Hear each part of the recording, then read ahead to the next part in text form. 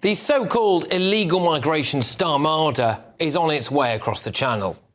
Today, of course, we saw the first of those Channel migrants arrive, just a small number initially.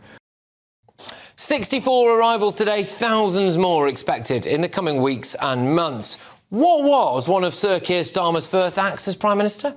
Look, the Rwanda scheme was dead and buried before it started. It's never been a deterrent, and I'm not prepared to continue with gimmicks that don't act as a deterrent. Well, there are also around 90,000 illegal migrants who will now have the chance to claim asylum. Last week, Sir Keir Starmer took this phone call from the US President.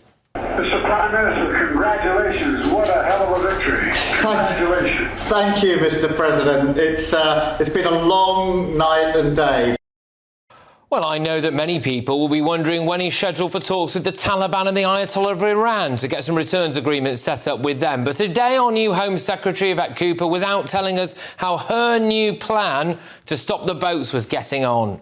We're setting up a major new approach to law enforcement against the criminal gangs who are undermining our border security and putting lives at risk. This will be a major new border security command that will bring together the work of the National Crime Agency, the work of the Border Force, the work that happens along the Channel, but also the way that these networks stretch right across Europe to go after the gangs that are profiting from this dangerous trade in people and undermining our borders.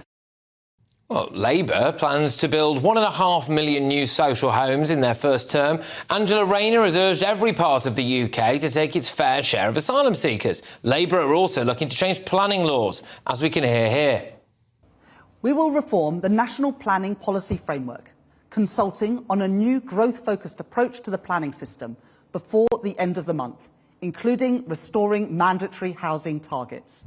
Well, the implication here could be that in your area, you could see a large new housing development and asylum seekers will be allowed to live in that development. The message is clear if you're an illegal immigrant, isn't it? Under Labour, you currently have more of a chance of staying in Britain than you did before. Now, apparently, the search for a leader of this UK Border Security Command that Yvette Cooper was talking about started today, and they're expected to be appointed in the coming weeks. Well, they'll have the work cut out, won't they?